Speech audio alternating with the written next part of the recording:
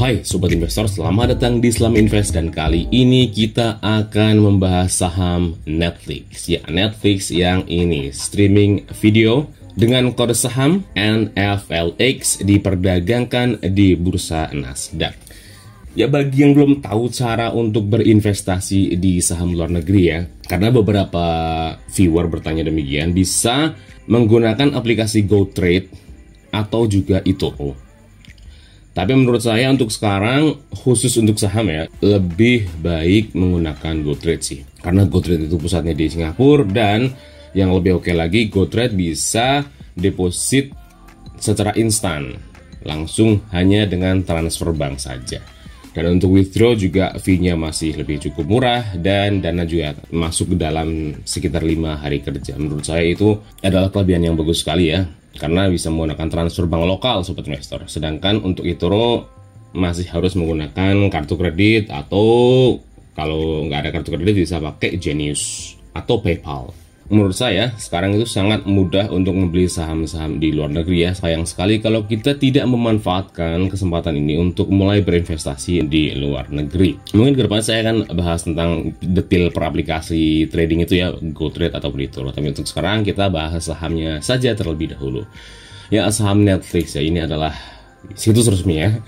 Situs Netflix itu terbagi dua ya. Ini situs untuk pengguna. Jadi kalau kita langganan Netflix, termasuk saya juga langganan ya, itu akan mendapatkan tampilan seperti ini. Kita bisa menonton film apapun yang kita inginkan. Ini ada Seven Deadly Sins original Netflix yang menurut saya cukup bagus, dan juga film-film apapun yang rilis. Ini ada yang paling baru, dia ada Rurouni Kenshin, termasuk film-film baru ini ya, yang paling baru aja rilis nih. Rurouni Kenshin The Final, Seven Deadly Sins. Kalau saya juga suka Our Planet, Record of Ragnarok, The Naked Director, Army of Dead, dan banyak sekali, literally banyak sekali movie-movie keren yang ada di Netflix. Dan originalnya Netflix itu adalah yang paling banyak di antara semua platform streaming video. Hampir bukan hampir ya, bisa dibilang tiap hari kali mengeluarkan movie atau serial baru. Itulah yang membuat orang kalau sudah langganan Netflix kebanyakan akan stay ya. Jarang sekali orang yang sudah langganan terus menghentikan langganannya. Termasuk saya sendiri ketika kemarin sempat ingin berhenti langganan Netflix, karena sejujurnya waktu saya untuk nonton Netflix itu kurang ya. Mungkin dalam seminggu paling hanya 1 atau 2 kali saja nonton Netflix, karena kebanyakan kerja dan juga untuk analisis saham dan juga kripto. Tapi kalau untuk berhenti langganan Netflix itu tetap saja terasa berat, karena kadang memang untuk saya sendiri masih membutuhkan film-film yang sangat bagus. Isi dari Netflix itu juga bukan cuma film hiburan saja ya, termasuk juga ada film-film dokumentaris yang sangat-sangat keren menurut saya, kayak ini Greatest Event of World War II, Formula One, Human the World Within, dan ini yang saya suka juga ada The Rise of Ottoman yang udah saya tonton sampai habis. Ini keren sekali, recommended bagi semua orang yang ingin melihat sejarah Turki Utsmani ya, dilihat dari sudut pandang barat, dan menurut saya masih cukup akurat menurut saya, layak banget tonton. Dan juga banyak sekali nih dokumenter-dokumenter keren yang dibuat oleh Netflix original. Itu yang membuat saya itu masih belum bisa untuk menghentikan Netflix. Dan itu juga berita yang sebenarnya cukup bagus ya bagi investor Netflix, termasuk saya juga investor Netflix juga. Artinya hubungan antara Netflix dengan penggunanya itu sangat erat ya. Meskipun banyak pesaing-pesaing platform video streaming yang lain, tapi sejauh ini Netflix tetap tidak terkalahkan menurut saya sih. Segmentasinya itu sangat luas ya, dia menyediakan apapun. Selera dari pelanggannya itu di cover semua sama Netflix. Bagi yang suka Korea ada yang suka anime juga, kartun anak-anak ada, Hollywoodnya ada Shazam, Transformer. Ini kalau saya suka dokumentaris ada banyak, termasuk anime juga keren-keren banget ini. Dan menurut saya harga langganannya cukup murah ya. Hanya dengan, kalau saya langganan yang harga 180.000 itu udah bisa menikmati kualitas yang sangat bagus dan bisa 4 layar ya. Dan itu menurut saya jauh lebih murah daripada kita sekedar pergi ke bioskop yang harga tiket sekitar 50.000. Menurut saya masih jauh lebih worth it jika kita langganan Netflix dan kita bisa menonton film sepuasnya seperti ini ya, dengan catatan kita udah memiliki internet yang unlimited di rumah, Sobat Investor. Nah, sedangkan ini adalah situs untuk investor. Ketik saja Netflix Investor, nanti akan muncul seperti ini, kita bisa lihat ya. Ini adalah pandangan Netflix tentang bisnisnya. Nah, kita baca sekilas sebelum kita baca tentang sahamnya, Sobat Investor. Jadi, menurut Netflix itu sendiri, poin yang membuat Netflix itu berkembang cepat itu ada 3, yaitu yang pertama adalah ecosystem growth, yaitu internet yang menjadi semakin cepat dan lebih reliable, yaitu lebih bisa diandalkan. Dan tentunya dengan adanya penetrasi dari device-device ya, seperti smart TV, smartphone, dan juga layar-layar yang lain yang tentunya akan membuat ekosistem dari Netflix itu tumbuh, karena sekarang semuanya sudah terhubung dengan internet. Dan yang kedua adalah freedom and flexibility, yaitu pelanggan tuh bisa milih untuk menonton apapun yang mereka mau dan kapanpun ya, tanpa terikat oleh iklan, jam tayang. Bayangkan dengan zaman dulu waktu belum ada streaming service ya, kita harus nonton misal film di TV, kita harus pantengin jam tayangnya. Biasanya mungkin kalau prime time jam 8 malam, kita harus duduk jam 8 malam, kalau enggak kita akan kelewatan dan masih pula disuguhi dengan iklan ya kalau di TV. Kalaupun kita pakai TV berbayar yang nggak ada iklan, tetap saja harus menggunakan jadwal tayangnya. Kita tidak bisa menonton kapanpun dimanapun. Tapi Netflix ini beda, kita bisa menonton Netflix kapan saja, bahkan di mana saja. Sedang di perjalanan, boarding mungkin, sedang di bis, di taksi, kita bisa sambil menonton Netflix. Itulah strong point dari Netflix. Dan yang ketiga adalah rapid innovation. Dan tentunya adalah dengan inovasi-inovasi terbaru dari Netflix ya. Contohnya dengan meningkatkan kualitasnya sampai UHD 4K dan juga menambah konten yang tiap hari terus ditambah oleh Netflix, itu membuat orang tuh semakin cinta dengan Netflix. Nah, ini dia konten people love. Jadi Netflix itu mengcover dari selera banyak orang, meskipun itu juga membuat Netflix itu masih sebagian besar pendapatannya itu dibuat untuk membuat konten, tapi ya itu adalah investasi, karena film itu kan nggak akan lekang ya. Bahkan film-film jadul tahun 90-an saja masih banyak yang diminati. Oleh sebab itu film-film Netflix itu database-nya akan terus bertambah, dan jika orang yang baru saja subscribe Netflix, dia akan sangat suka disuguhi dengan deretan direktori film yang sebanyak ini, terutama oleh Netflix originalnya yang luar biasa bagusnya. Dan oleh sebab itu orang akan langsung suka dengan Netflix, dan kemungkinan untuk menghentikan langganannya juga sangat kecil. Dan fokus Netflix itu adalah fokus untuk menciptakan layanan streaming yang tanpa iklan dengan jumlah view yang unlimited, artinya terserah bisa nonton sampai sebanyak apapun tanpa iklan dan hanya membayar biaya premium yang cukup murah saja. Dan itu menurut saya sangat bagus ya, dan tanpa komitmen, yang artinya bisa dibatalkan kapan saja. Jika sedang tidak pakai Netflix bisa langsung di cut saja, kalau kita pengen kita tinggal langganan lagi, dan itu sangat fleksibel sekali menurut saya. Nah, Netflix tidak menawarkan pay per view ya. Netflix modelnya adalah all in. Itu menurut saya lebih bagus ya, karena kadang kita nggak pengen cuman lihat satu video doang, tapi kita pengen sambil habis lihat video ini, video yang lain. Jadi lompat-lompat ya, dan menurut saya itu adalah strategi yang sangat bagus bagi Netflix. Dan untuk kompetisi tentu saja nggak usah kita bahas lagi ya. Netflix adalah leader dari platform streaming service ya, jauh lebih besar daripada kebanyakan streaming service lainnya. Yang sekarang mendekati Netflix hanya Disney Plus saja, dan menurut saya juga Disney Plus masih tertinggal cukup jauh sebenarnya ya, kita harus jujur. Saya juga suka Disney, tapi kalau untuk urusan streaming Netflix masih jauh ya, karena direktori film dari Netflix itu sudah jauh lebih banyak daripada Disney. Meskipun Disney juga punya modal yang cukup bagus, yaitu film-film yang super keren yang terkenal seperti Marvel dan juga Disney Princess, tapi menurut saya itu masih belum cukup untuk mengalahkan Netflix ya. Mungkin kedepannya jika Disney berkembang mungkin akan jadi pesaing yang serius dari Netflix, tapi untuk sekarang Netflix masih memimpin. Dan hubungan dengan ISP ya, Internet Service Provider, juga ternyata Netflix juga berjuang melobi ISP agar membuat Netflix itu bisa dinikmati ya, baik dengan melakukan perjanjian agar internetnya gratis untuk nonton Netflix atau murah, ataupun juga kecepatannya dipercepat ya. Dan itu bagus sekali. Itu dulu, kebanyakan ngomong nanti nggak nyampe ke saham ya. Sekarang sahamnya. Nah, ini adalah saham Netflix ya. Di situs Google Finance, Netflix sekarang diperdagangkan di harga $533, naik sebesar 1,13% dalam satu hari terakhir ya, di tanggal bursa 28 Juni. Dan itu lumayan sih. Dalam 5 hari terakhir sudah naik sebesar 7%. Wow, kenaikan yang luar biasa menurut saya.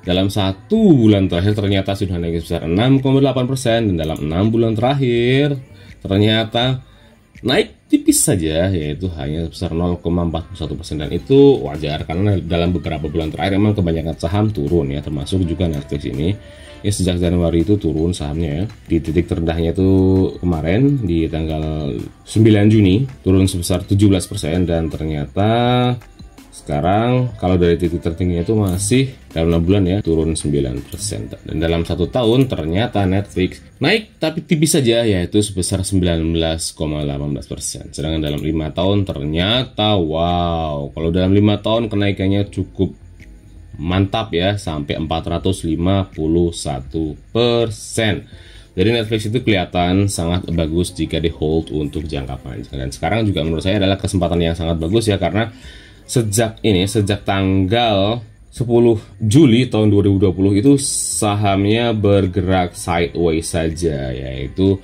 dari titik tertingginya itu hanya turun sebesar 2,86% ya, artinya hampir 1 tahun ini. 10 Juli, sekarang Juni udah hampir selesai, artinya udah hampir 1 tahun itu saham Netflix itu sideways. Sedangkan sebelum tanggal 10 Juli tahun 2020 itu kenaikannya sangat signifikan ya. Wow, dan artinya jika ternyata nanti ada sentimen positif dengan Netflix, maka Netflix akan siap terbang sangat tinggi ya, karena udah setahun ini sideways saja. Next, kita lihat lagi. Netflix itu price to earningnya 64,54, cukup tinggi menurut saya, tapi itu wajar karena Netflix itu masih bertipe growth. Artinya Netflix itu adalah perusahaan bertumbuh ya, yang masih fokus pada pertumbuhan dan belum membagikan dividen. Nah, perusahaan yang bertumbuh seperti ini penting untuk memperhatikan pendapatan. Sekarang kita cek pendapatan secara tahunan dulu. Nah, ini pendapatan tahunannya sangat bagus sekali sobat investor. Dari tahun 2016, 17, 18, 19, dan 20 selalu konsisten naik ya. Ini kita lihat.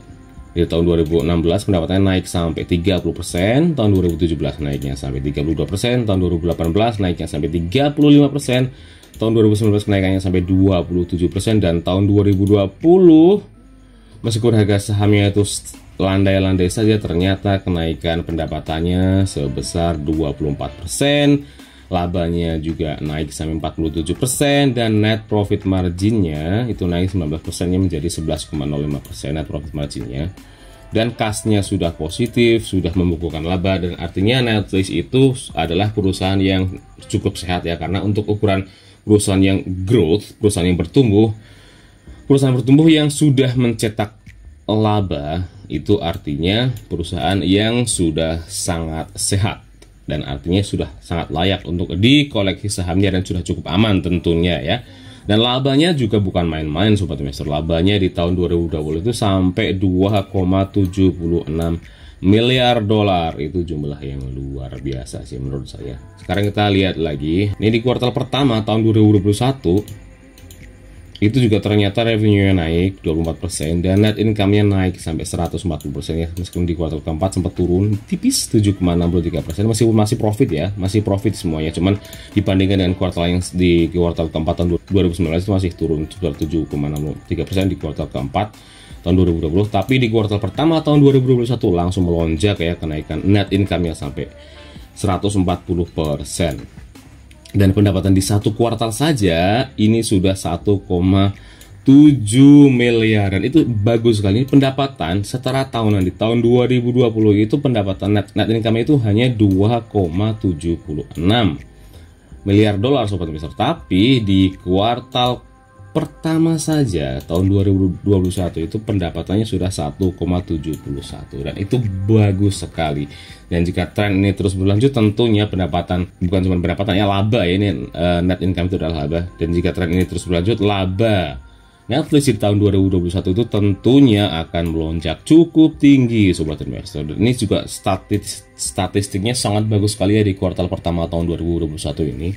Semuanya hijau, dari revenue, net income, net profit marginnya juga wow, ini kenaikan net profit marginnya sungguh luar biasa, naik sampai 93,90%, menjadikan net profit marginnya itu sampai 23,83%. Ini adalah net profit margin perusahaan streaming yang terbesar. Biasanya streaming itu NPM-nya itu sangat tipis ya, karena kebanyakan pendapatannya akan langsung dipakai untuk membuat konten lagi, film lagi, sehingga menggerus net profit marginnya. Tapi untuk Netflix itu sudah membukukan net profit margin yang sangat besar menurut saya, bahkan sampai di atas 20%. Yang artinya Netflix ini adalah perusahaan yang sangat sehat. Bahkan kasnya juga naik ya, 47%. Kasnya naik sampai 197 juta dolar, dengan cash on hand atau kas di tangan Netflix sekarang sampai 8,4 miliar dolar. Dan artinya ini jumlah kas yang sangat besar ya, yang siap digunakan untuk ekspansi atau membuat konten yang banyak sekali. Yang artinya secara keuangan Netflix ini sedang sangat sehat. Nah, kita lihat lagi histori pendapatannya secara lebih jauh lagi. Ini saya lihat di situs Macro Trends ya, untuk melihat pendapatan yang paling jauh. Itu menurut saya bagus sekali situs ini. Yang kita lihat nih, Netflix histori dari tahun 2006 sampai tahun 2021 itu setiap tahun selalu naik pendapatannya.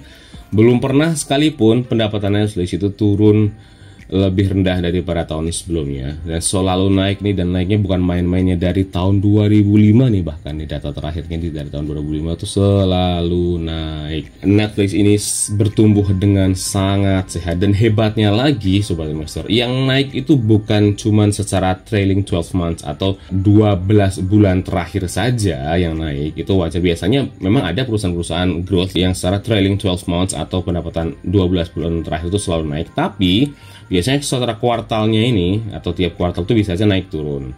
Bisa aja di kuartal keempat naik, kuartal pertama turun, kuartal ketiga naik, kuartal kedua turun, dan sebagainya. Tapi secara overall, secara trailing 12 month itu masih naik. Tapi untuk Netflix ini beda. Netflix ini baik secara trailing 12 months ataupun secara kuartal itu selalu naik. Wow, ini keren sekali. Ini adalah grafik yang sangat indah menurut saya ya.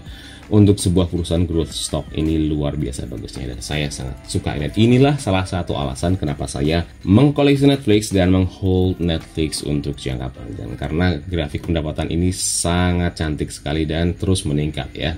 Dan kalau ini trennya terus berlanjut, bisa ditebak ya, dalam beberapa tahun terakhir itu pendapatan Netflix akan semakin naik. Dan tentunya harga sahamnya juga ini tinggal menunggu sentimen saja ya. Sentimen ini masih sideways dalam 1 tahun terakhir. Ketika ada sentimen yang lebih positif, harga Netflix akan siap terbang. Menurut saya seperti itu. Next, kita lihat menurut situs MarketBeat ya, kita cek sedikit lebih dalam soal fundamentalnya. Netflix berdagang di bursa Nasdaq ya, dan jumlah karyawannya cukup banyak sampai 9.400. Dan itu wajar karena jangkauan Netflix itu adalah hampir seluruh dunia, banyak sekali, luas sekali jangkauan Netflix. Jadi wajar saja jika karyawannya sampai 9.400. Dengan annual salesnya ya sampai 25 miliar dolar, itu besar sekali. Dan price to salesnya itu sangat murah, hanya 9,46 saja ya. Price to sales di bawah 10 itu menurut saya kategorikan sangat murah ya untuk perusahaan growth stock. Saya ulangi, growth stock ya. Kalau untuk perusahaan-perusahaan yang bertumbuh itu menurut saya kurang cocok kalau dilihat secara PE. Kalau PE pasti mahal ya, PE-nya sampai 64 kali ya, cukup mahal sekali karena dia memperhitungkan laba. Kalau growth itu yang dihitung adalah pendapatan. Kalau laba memang untuk perusahaan-perusahaan yang masih bertumbuh itu biasanya nggak fokus ke laba, karena pendapatannya masih diputar untuk membuat konten atau untuk melakukan ekspansi, jadi labanya pasti belum banyak. Meskipun Netflix juga udah sangat sehat sekali ya, tapi secara PE masih sangat tinggi ya. Tapi kalau dilihat secara price to sales atau pendapatan kotor itu ternyata sangat murah ya, dan itu bagus untuk pertumbuhan. Sedangkan price to book value itu 21, menurut saya cukup murah untuk perusahaan-perusahaan di Amerika yang market share sampai tarafnya dunia. Price to book 21 itu menurut saya masih cukup murah. Dengan net income-nya mencapai 2,76 miliar ya di tahun terakhir. Dengan net profit margin-nya sampai 14% itu bagus. Net profit margin yang terbaru ini di kuartal pertama itu sampai 23%, meningkat ya, itu luar biasa menurut saya. Dan kita langsung saja lompat ke ini, ke debt to equity ratio. Itu debtnya memang terlihat cukup besar karena sampai di atas 1 ya, meskipun menurut saya itu masih oke sekali karena debt tuh hanya 1 lebih dikit sekali ya, 1,15 untuk perusahaan yang masih bertumbuh. Debt 1 lebih dikit itu menurut saya masih sangat sehat ya, apalagi dengan current ratio dan quick ratio-nya masih juga di atas 1. Menurut saya itu sangat bagus karena Netflix tidak memiliki masalah sama sekali untuk membayar hutang-hutang jangka pendeknya. Jadi secara overall, secara fundamental juga surprisingly sudah sangat bagus ya untuk perusahaan yang bertipe growth stock. Nah sekarang kita lihat dividend story-nya. Tentu saja ya, menurut Nasdaq itu belum ada dividend story-nya. Netflix itu masih perusahaan yang bertumbuh dan masih belum fokus untuk membagikan dividen. Nah, secara analis, menurut analis di situs Nasdaq, rekomendasi dari Netflix ini adalah strong buy, dan saya sangat setuju sekali ya, karena dari awal sudah saya sebutkan bahwa Netflix itu sangat menarik dan saya juga sudah memiliki Netflix untuk waktu yang cukup lama sebenarnya ya. Dan saya terus menambah porsinya. Sedangkan di situs MarketBeat kita lihat analis ratingnya juga sama ya, bahkan dari 180 hari lalu ratingnya selalu buy, dan hari ini pun tetap buy. Jadi baik di MarketBeat rekomendasinya adalah buy, dan di situs Nasdaq rekomendasinya bahkan sampai strong buy. Dan strong buy-nya Netflix itu direkomendasikan oleh 25 analis. Ini jumlah analis yang banyak untuk merekomendasikan sebuah saham. Biasanya analis itu antara 5 sampai 10, tapi untuk Netflix rekomendasi analisnya sampai 25 analis, dan itu analis-analis yang besar di Amerika, ini seperti JP Morgan, Morgan Stanley, Trust Security, UBS, dan hasil dari ke-25 analis itu dengan hasil rata-ratanya di strong buy. Artinya Netflix itu memang sangat layak untuk dikoleksi, dan tentunya untuk jangka panjang ya. Kita di sini sebagai investor jangka panjang, bukan untuk trading. Yang artinya jika hold untuk jangka panjang, Netflix itu masih sangat prospek. Dan tentunya saya juga sebagai penikmat Netflix dan juga investornya juga sangat suka sekali dengan Netflix, dan tentunya masih akan saya hold untuk jangka yang sangat panjang. Oke, segitu saja dulu analisis saya tentang Netflix. Semoga membantu. Bagaimana pendapat kalian? Apakah kalian juga berminat untuk membeli saham Netflix? Silahkan mulai akumulasi ya. Bisa dibeli di platform GoTrade ataupun eToro. Atau kalian ada request saham apa yang ingin dibahas selanjutnya, tuliskan juga di kolom komentar. Dan bagi yang belum subscribe, silahkan klik tombol subscribe-nya, nyalakan lonceng notifikasinya agar terus mendapatkan update terbaru dari Islam Invest. Semua yang ada di video ini adalah opini pribadi saya ya. Mohon untuk tetap melakukan penelitian kalian sendiri secara menyeluruh sebelum memutuskan untuk membeli atau menjual saham apapun. Oke, cukup sekian saja video kita kali ini. Sampai jumpa di video selanjutnya. Salam investasi.